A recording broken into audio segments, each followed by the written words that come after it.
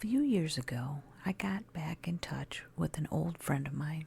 Phil had always been a bit of a visionary. He could make anything sound convincing. So when he suggested I move down to Oklahoma City to work with him at his startup, there was no way I'd say no. The business plan seemed solid, and he'd already laid the groundwork. The first 3 employees had been Phil himself, his college roommate Lance, and this guy named Milan, who they had flown in from Slovenia, an actual computer wizard. I was among the second generation of hires, along with 6 others. He had this idea of an event planning business centered around corporate culture, company outings, conventions, events, and all comforts in between. Phil knew there was enough demand for someone to deal with that kind of stuff at several large firms. I was brought on as a front-end developer. Basically, I make sure you can click things. I connect the back-end systems to an easily navigated front and present it in an inviting way. I've got a background in user experience, HCI, and various evaluation processes. Focus groups, cognitive walkthroughs, user cases, personas, that's my jam. I make clever solutions, test them, and measure results. You could say I Fab 5 whatever system we need to make interactive. So that's how I got involved. By the time I got there, they'd changed the company name to Marion and Landing Corporate Events. Apparently, having a double name tested well with investors. My first day was pretty much everyone's first day. M&L had relocated to a large office space, a company incubator a few blocks from downtown Oklahoma City.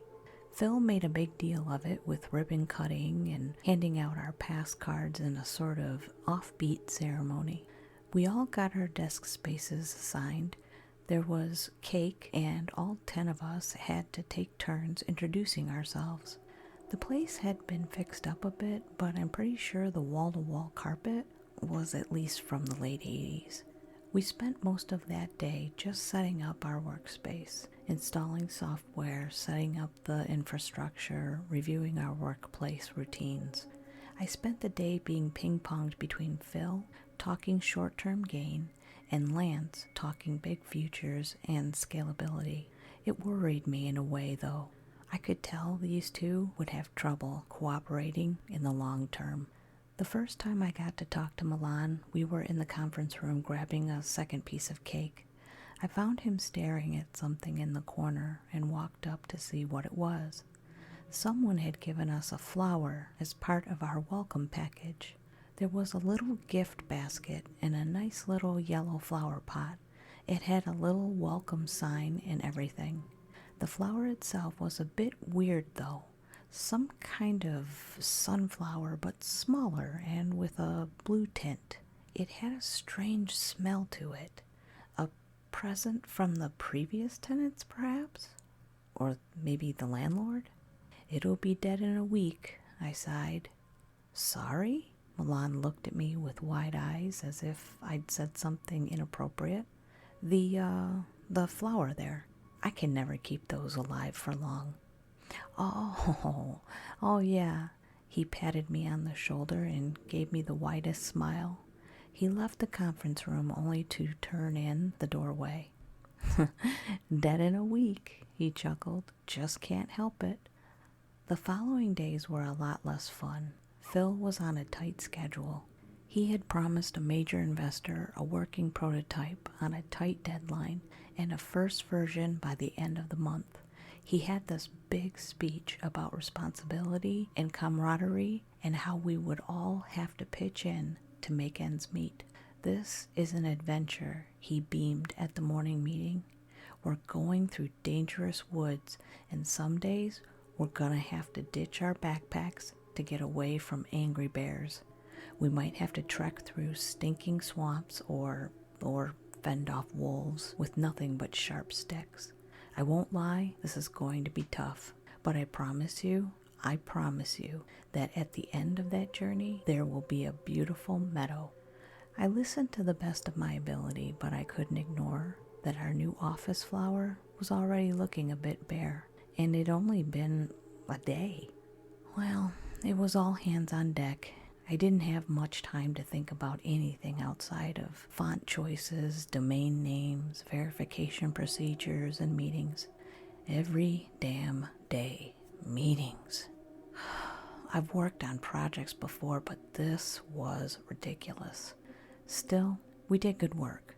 We made the deadline for the working prototype. We hit a few snags and we got some feedback that might be hard to act on, but overall, it worked out in our favor. Strangely enough, the office sunflower still hung in there. I had completely forgotten about it. It still had the little welcome sign, and it had turned completely blue. The petals were sagging. If it wasn't dead already, it was dying. As I looked it over in the dreary conference room, Lance knocked on the door. This guy was 3 years younger than me, and about as type A as you can get. Vicious go-getter and visionary, whose family had deep enough pockets for him to afford failure. He tried to keep some sort of corporation surfer dude look, but he just seemed out of place. He walked in, noticing me looking over the office flower. Without a word, he walked up to it and picked it up. A few petals tumbled to the ground. "Poor thing," he said. "You think it'll make it?" "I don't know," I shrugged. "It's been indoors and unwatered for a week. It is either dead or a vampire." "Well, I think we'll be okay," Lance said, putting it back down. "I don't see no fangs." As we struggled to meet deadline after deadline after deadline, that first week had suddenly turned into a month. Phil was sounding a bit less optimistic. Lance mostly just sat by his window trying to figure out some impossible resource puzzle. Milan was working pretty much around the clock. I swear the guy had a sleeping bag next to his coat, and I never actually saw him leave. By the end of the month, we ended up in another meeting. This time, it wasn't quite as positive. Phil's tie was loose, and Lance was uncharacteristically quiet. "All right, I'll just say it," Phil sighed. "This is not sustainable." A month in, and we were already cutting 3 people loose. On top of that, we had a new deadline, 2 weeks. That's when the first version had to be available. There was an actual gasp around the table. "A big client is ready to sign us," explained Phil. "Hatchet Investments. We're talking long-term contracts, but they have other options, and if we can't get this up and running by then, they're dropping us. If this company is to survive, we have to look forward. Always forward." I was mentally checked out. The amount of work we could expect was staggering, and just thinking about the upcoming late nights drained me. I found my thoughts and eyes constantly drifting away from the charts and explanations, desperately looking for something to latch onto. Well, like the office flower. By now, it was as dead as could be. The petals littered the floor, but the welcome sign remained. Things got ugly fast. Phil started handing out free takeout to everyone who stayed late, and we got an extra couch just for sleeping. Luckily, most of us didn't have any other arrangements. Many of us were single and childless, so there really wasn't anyone relying on us being home at a certain time. Incidentally, all 3 people who had been cut loose had rich family lives. We got into this rhythm. All day, every day, all we did was work. At one point, I saw Milan washing himself with a sponge in the communal kitchen. Lance was handing out company t-shirts for those who hadn't showered. Takeout boxes were piling up. Still, we soldiered on.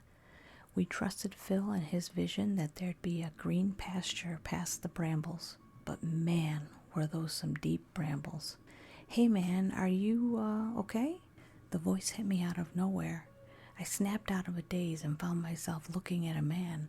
I was standing in the hallway holding the door open to a stranger. "I'm here for the, quality assurance position," he said. "Is Lance in?" "Yeah, sure," I said. "He's around." Of course he was. We all were. I invited the young man in, but found myself confused. I was second-guessing myself. My phone had long since run out of battery, and I hadn't even considered charging it. I looked at the young man who kept shifting his eyes at me. "Excuse me, but my phone is broken. It's the 15th, right?" I asked. "18th," he answered. "Surprised to see you guys working Saturdays." So was I. I thought it was a Wednesday. I walked up to Phil, who was half asleep at his desk. I saw Lance invite the young man into the conference room right across from the dead office flower. No one had time to clean it up. I'm gonna head home," I said. "Get a fresh pair, shower, have some fruit." "Yeah, you do that," mumbled Phil as he shifted in his seat. His face was stuck to his keyboard, leaving deep marks on his chin. Get back soon." "Just a few hours," I yawned. "I'll get the presentation done by the morning meeting." No slacking." "None." I headed out the door, but as soon as I stepped out, I had this violent coughing attack. It felt like I had tried to inhale a handful of needles, as tiny pricks of pain invaded my throat. I leaned against the wall, gasping for air. I don't suffer from allergies or asthma, but I can imagine this being something similar. For a moment, it just felt like I was dying, like my body was rejecting something foreign. I scrambled back into the office as my coworkers stared daggers at me. I downed 3 glasses of tap water and hunched over the kitchen sink. The pain subsided. A brief calm settled in my chest as the sound of my heartbeat turned down from a banging assault rifle to a soft, steady drum. I figured I might as well get back to work, but it wasn't that simple. By the time I got back to my desk, I looked around. It occurred to me that pretty much no one was working anymore. Milan was half asleep on the couch, swiping on Tinder. Phil was fast asleep at his desk. My other 3 colleagues were either browsing social media or blankly staring out the window, wrapped in a blanket. At some point, we'd all just stopped. We were just living there. The young man that Lance had interviewed hurried out of the conference room. I could see Lance leaning back in his chair, taking a sitting nap. Had he fallen asleep during the interview? Well, I hurried to catch up to the young man, waving him down by the entrance. "Excuse me," I said. "Everything okay in there?" "I'm sorry, but I can't work in this environment. That guy is clearly on drugs. Half of you seem to be having a mental breakdown, and the young man stammered, waving his arms around. "And the smell. And I'm not just talking about the pizza boxes, man. It's something in the walls, like old bread or something. Can't you smell it?" "The pizza boxes? Sure, but..." I took a few deep breaths. No biggie. A bit dusty, but that was it. I just looked at him and shrugged. "Y'all got problems," he said, shaking his head. "Good luck." I got back to my desk and placed my hand on my comfortable office chair. I could just plop back down and try to get the presentation done. But had I already given up on going home? That was fast. I decided to try again. I buttoned up my jacket, took another swig of water, and walked out the door. I made it 20 steps. That sharp pain came back to my throat, spreading like a burning centipede all the way down to my diaphragm. It was this black, all-consuming pain, blinding, violent, medical condition kind of pain. I just lay there gasping for air. I couldn't move. My eyes were watering and I could feel tension building in my head. My chest was caving in on itself as my body turned over every nook and cranny, looking for oxygen. All I had done was walk out the door, and now I lay dying in the corridor.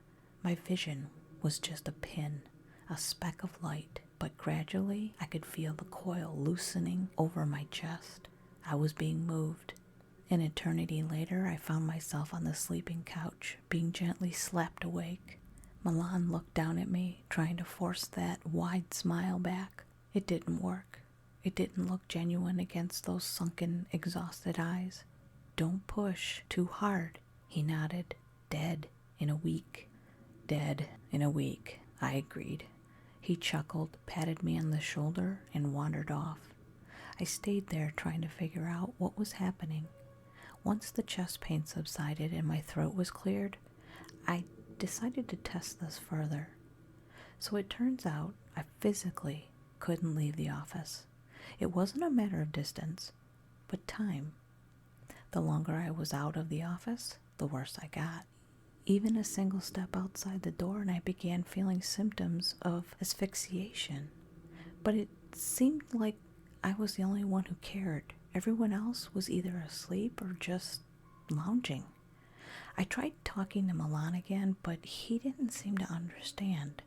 I tried waking Phil, but he just dismissed me. Lance was leaning back in his chair, mouth wide open, and snoring loudly in the conference room. Still, I had to try something. The conference room was my best bet. "Excuse me," I said, sitting down across from Lance. "I need to talk to you." His head came up with a yawn. He cleared his eyes, scratched his stubble, and looked at me with an honest confusion. "There's something wrong here," I said. We're sick." "Sure, yeah."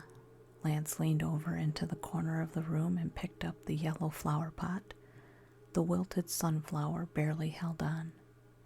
We gotta call someone, poison control or someone." "All right, I hear you."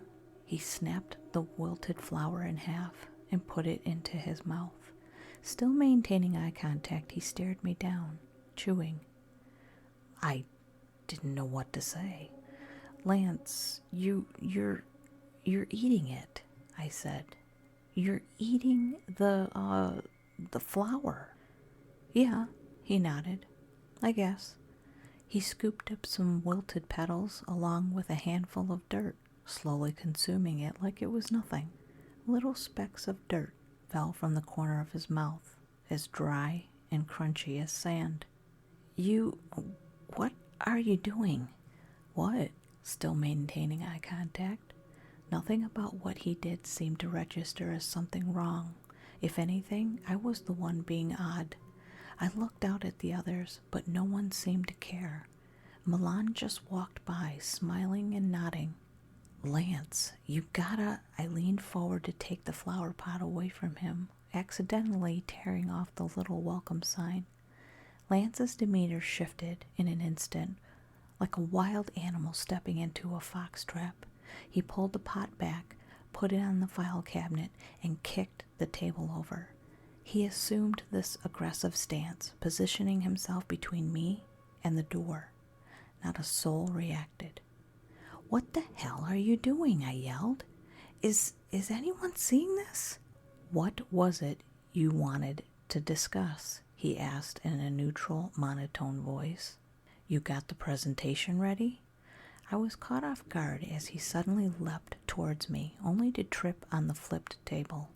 I ran across the room, accidentally knocking over the file cabinet. The yellow flower pot tumbled to the floor as I realized there really was a smell. There was a big green spot of mold behind the file cabinet, reaching into the floor, covered by the old 80s carpet. It had made a soft spot there where you could physically press your foot down at least half an inch. I looked up only to see all my coworkers on their feet, staring at me. I could even see Phil back on his feet, eyes wide open, but head slouched against his shoulder. He was fast asleep, but his body was still standing up. Lance was circling me like a shark. I carefully stepped over the file cabinet. "If there was nothing else, you ought to get back to work," Lance said. "Get cracking on that presentation." Milan was lying on the sleeping couch, staring at me, eyes black like a hungry predator. "Sorry, I just wanted to check in," I said. "Never mind me." "No worries." Lance leapt over the table and carefully picked up the yellow flower pot. Again, he scooped some dirt up, shoveling it into his mouth. "You're doing great," he coughed in between bites. "Keep up the good, good work." I walked out into our communal workspace, feeling the stares coming at me from every direction. It was as if they didn't know what they were really doing. If one were to close their eyes and listen, it just sounded like an office. But looking at them, it was a nightmare. Now that I knew what to look for, I could see it everywhere. Pieces of mold reaching into the furniture, the chairs, the tables, the desks. Hell, even the hat rack by the entrance. Now that I knew about it, I could definitely smell it. It had a medicinal sourness to it, like something chemical and nauseating. With every step I took, I could feel it puffing up from the carpet. How hadn't we noticed it? Had we grown so dependent on it, so gradually? I couldn't charge my phone, so I tried to go online. Only now did I realize that our internet connection had died. We could fiddle around on our computers all day, but we weren't actually connected to anything. Two of the others were just clicking away, but their screens had long since turned off. Phil seemed to be writing a document, but it was all just jumbled nonsense. That got me thinking. Milan had been swiping on Tinder. Did he have a connection? I walked over to him only to see him swiping his fingers against a blank screen. He looked up at me with tired eyes, giving me a forced smile. "Dead in a week," he nodded. "Yes?" "Yes, Milan, in a week." In that environment, it is hard to stay sane. I lost track of time over and over again. There were no deadlines to meet, no meetings, no phone calls. We all just assumed we were constantly in between work. At one point, as I headed to the bathroom, I realized it'd been 2 days since the young man knocked on our door. All we did was drink water and hallucinate. At one point, I woke up thinking everything was fine. I took a whiff of that mold to come crashing back to reality. Phil had started eating the cardboard from the old pizza boxes. Milan was obsessively drinking water like his life depended on it. I hadn't even seen Lance in a couple of days. Our other co-workers were either making out like it was the end of the world or squirming against the carpet like dogs, rubbing their backs.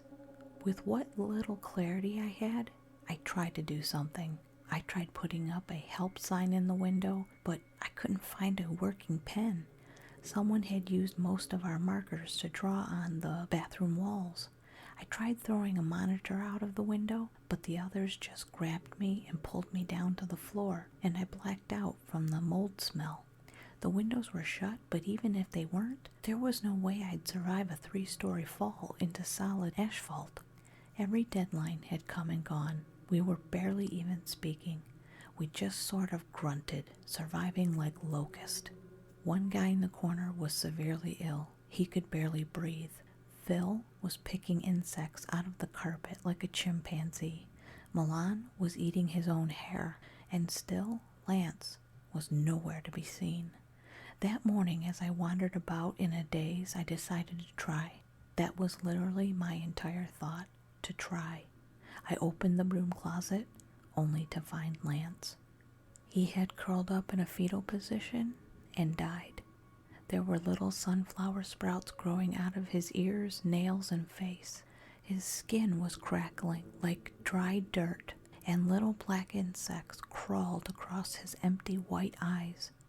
He'd been dead for a while, a long while, maybe a week. I grabbed a hammer.